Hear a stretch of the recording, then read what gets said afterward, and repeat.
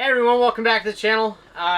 If it looks like I'm hot and sweaty, it's because I am. It's 99 degrees in this trailer right now, and I just got finished installing this Murphy bed modification in our 2021 NOBO 19.3. So this is my channel. It's Outdoors and DIY. If at any point when you're watching this you find something useful, make sure you hit that like button. And make sure you subscribe so that you stay up to date on all my content. And make sure you check out some of my other videos. They're not always pertaining to travel trailers. Sometimes I'm working on my truck. A lot of times I'm fishing and doing other things outdoors. So make sure you check that out. But with that being said, let's go ahead and let's get started. Oh, and one more thing. You might notice that I'm wearing different clothes than I have on when I start this video. Make sure that if you want to stick around and see the mistakes that I made along the way, come back at the end of this video and I'm going to discuss all the problems that I had and the various ways that I addressed those and some of the different design changes that changed halfway through this project. So keep that in mind, and I'll catch you at the end of the video. Alright, I'm going to do this in a step-by-step, so if at any point you already know how to do that step, feel free. Fast forward, skip ahead. I'll try to put some chapters in here so you can do that. Make it a lot easier. So the first step that we're going to do, we're going to lower this down, and we got to remove this panel. So yours might be a little bit different. So what you want to do for your measurements is you just want to come up to the bottom here. And what I did was I lined up, and it looks like about 20 inches is going to clear that light, because this is going to fold down. So since this is going to fold down, you want it to be able to fold down on top of that light. Your light might be in a different place. I don't know. It might be, you know, it might depend on how they felt that day when they were installing that light, on where they put it. But 20 inches will clear me on each side. So that's where I went ahead and marked. So now let's take this apart. So I'm just going to remove these 2 screws that are in this panel. So 6 screws total for those 3 hinges. And we're going to pull this out and we're going to work on it out of the trailer.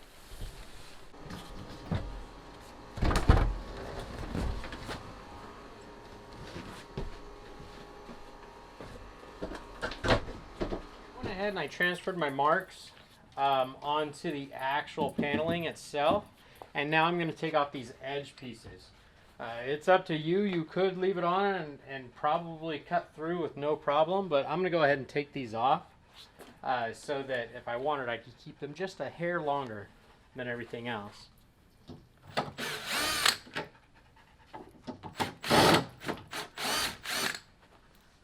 So you can see here how this is built. This is actually aluminum box tubing.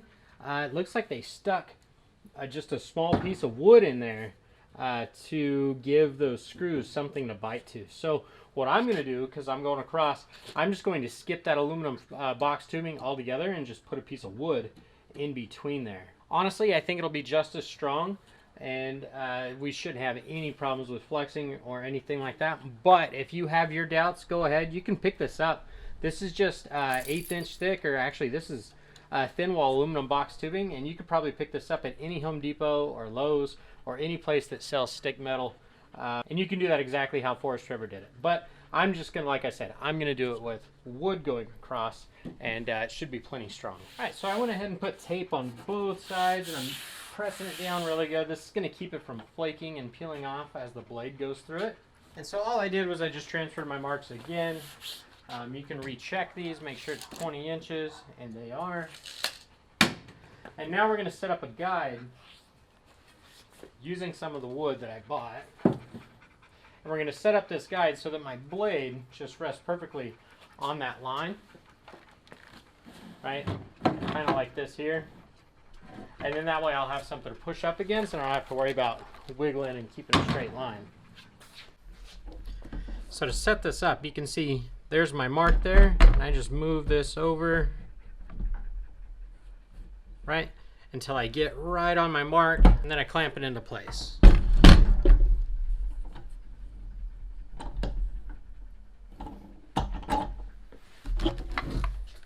Double check it, right on. We'll do it again on the other side. This is it. So I went ahead, I adjusted my blade just to where it barely comes through the back side. I got everything taped, got everything all mounted in solid, and measured 15 times because I'm not confident in me measuring twice. So let's go ahead and let's cut this. Now it is going to go through that aluminum frame, so it might be a little loud at first. It might be a little jarring, but just take your time. Any carbide tip blade will go through it.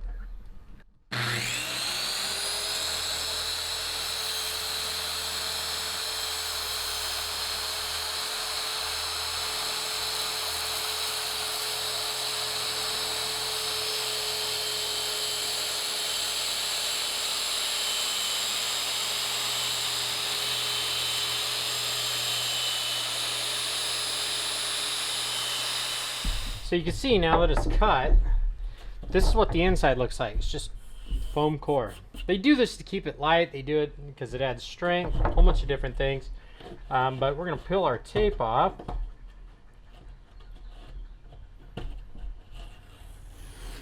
You see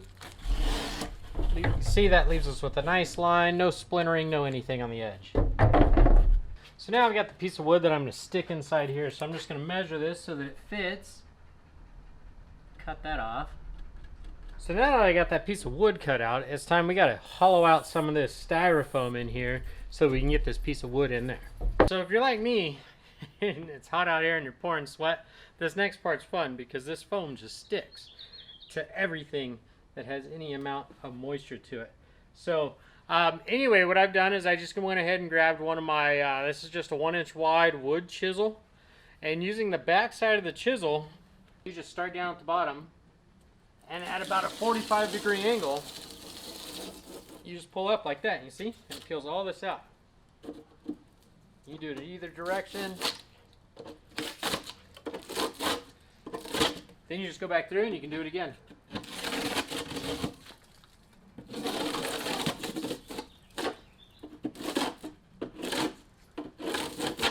Alright, you just do that until you get it deep enough to clear whatever material you are using. I'm using this 1-inch wide piece of wood. You can see it fits right in there perfect.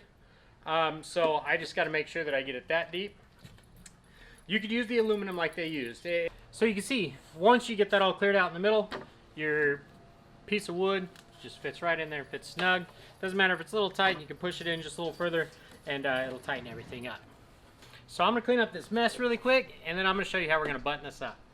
Once you get this piece of wood here flush all the way down, you're just going to go ahead now. You could use brad nails if you wanted. I just like the stapler because I feel that, you know, that's going to grab the material just a little bit better. And then I'm just going to come down here and probably every 3-4 inches, I just give it a little staple. I'm trying to stay with it.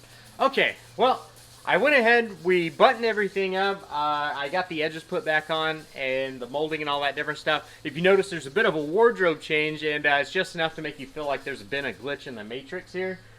So what happened was I was working on that yesterday, and my wife came out and I had everything put together, put back in the trailer, and we actually decided to go a different way because we didn't like the whole color scheme and what was going on with the way that I had done the molding. So instead what I did was I went and I picked up some 1.5-inch aluminum angle iron, which is just on a 90-degree sharp 90, not the concave 90, to where it fits everything almost perfectly.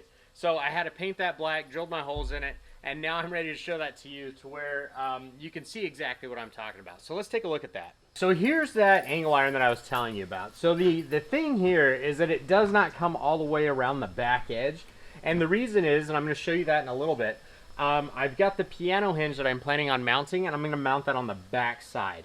That will keep everything perfectly smooth on the inside edge whenever it's laid in its position, and that will keep everything looking nice and tidy. So let's go ahead.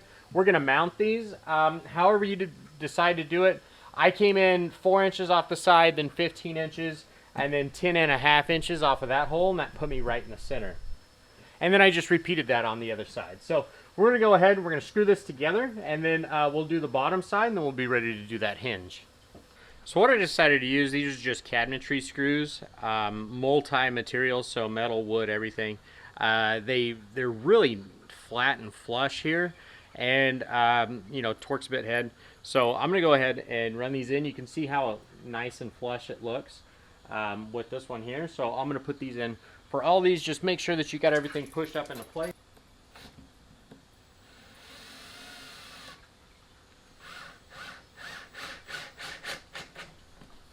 Right?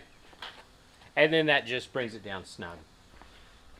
And in case you were wondering, these are just the 8 by 1.25 inches.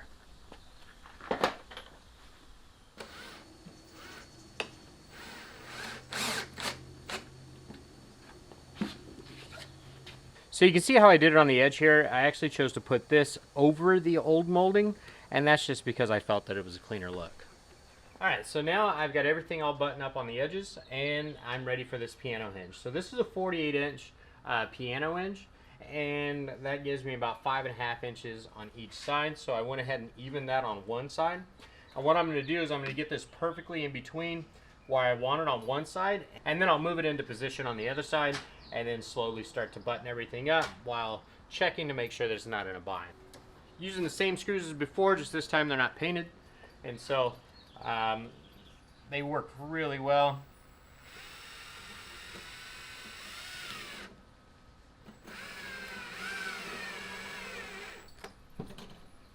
Okay, so now that I have this buttoned up on this side, I'm going to go over here and I'm going to put everything into place on that side. So again, the most important part is just to make sure that that hinge is lined up right directly between the two pieces. That's what you don't want to bind up, because even if it does rotate, it'll eventually come back apart.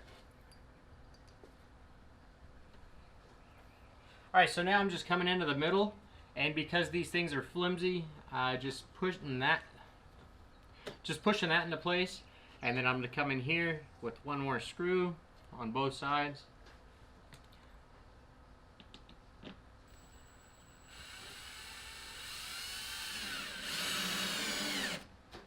Alright, so now I just came into the middle, just pushed everything back into place there, keep it all straight. Got these two screws in. We can go ahead and check, make sure there's no binding, which there isn't. And now we're ready to just put the other 99,000 screws in here. Alright, so now that we got all those in, check, make sure everything works, and it does. A little bit of popping, but for the most part, it doesn't feel like it's binding. Now we're ready to go ahead and get this installed. Before we do that, I did go ahead and I picked up these little anti-skid pads. I think they're made for the bottom of dressers and things. But what I'm going to do is I'm just going to trim these to fit. And mainly I'm going to stick those there so that the paint doesn't want to stick and rub off and all that other stuff. They're only maybe a 1/16 of an inch thick. They're not very thick at all. So I'm just going to go ahead and cut these to size all at once. So now we have three. I'm going to do one on each side and one in the middle, and if that doesn't seem to work, I'll add some on the opposing side so that they touch together. So there we have it. We got those three on there. You can see how they look. They're hardly even noticeable. So now we are ready to go and install this. So here we are. I went ahead and put this in now, and it's just kind of inverted a little bit. So I went ahead and pulled off the latch that was connected to here, and I moved this instead right here. You can see how I modified this here. This was slotted, so I went ahead and just put a bolt with a nut on the back side and then ground that down smooth on the front, and then still got the paint on my hands, repainted it. And then I didn't want to cut my molding here, so instead I split this, bent it in to where I could attach it here, and then bent it out to where I could attach it here. And now that attaches perfectly to the new panel. This is what we have. There's nothing special here. This is just the same attachment. It fits in right here. See, and then it actually rides pretty well. Right, so here comes a moment of truth, because we did not buy a new mattress for this. We're just hoping we can kind of smash it into place. Did you want to?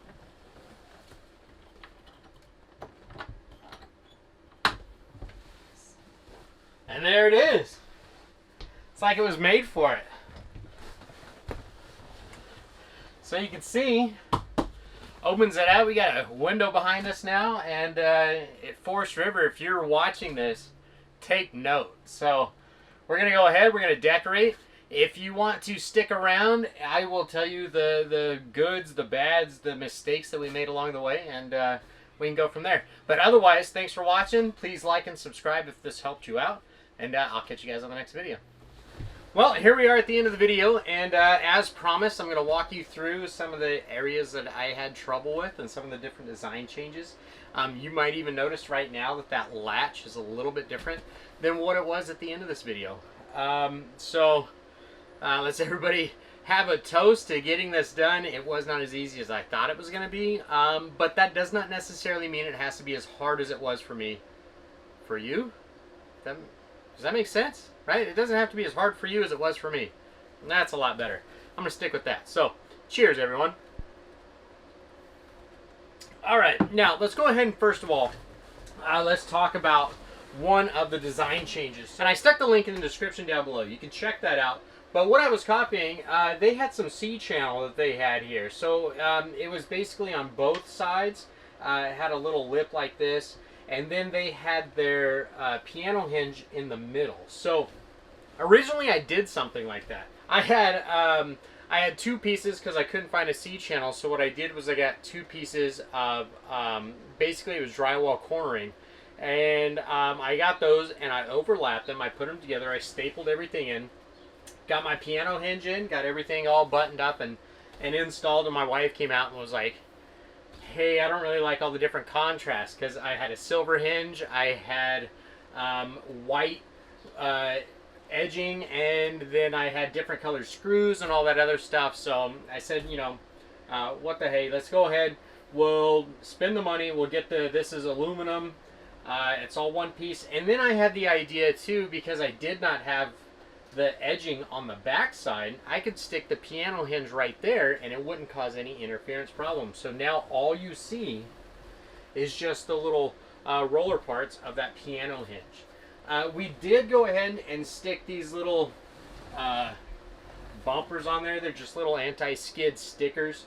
And what that does is that keeps this paint from galding, from sticking to itself.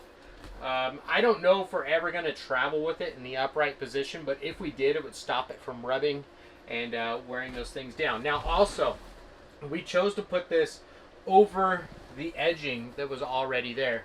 And so we added some, those same little things, we just cut them in and made them fit. And we added that so that it fit down on the edge of the beds, because that's actually what carries the entire weight of your body when you're laying on this bed. Now the latching mechanism that holds this in place, this is kind of an ongoing thing. Like I said, this is different than what it was, than what I ended with. So you can see over here how this latches. The way that I did it, I just kind of copied the same design, but I might put a block of wood in there that's kind of on a wedge.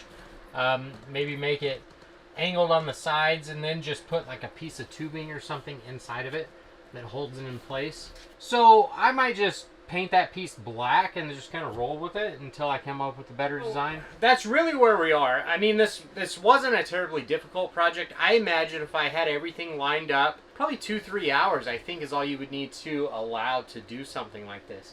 You want to paint your pieces ahead of time because they take like 24 hours to cure out. These still technically won't be cured out until, oh, probably another 2 hours, but you know, it's good enough for me. But those are the things. So as far as materials go, I'll stick those all down in the description. But if you come up with a better idea, hey, go for it. Use this video, run with it. If you have any questions or anything, make sure that you put it in the comments. And as always, if any of this was useful, make sure you hit the like button. It really helps out the channel. Make sure you subscribe if this is something you're into. I don't do a lot of trailer videos, but the ones that I do, I put those together to try to help, you know, other people that have trailers. And I'll catch you guys on the next video. Odds are it's probably going to be a fishing video, but there might be a trailer or a truck video come out as well. So, thanks for watching.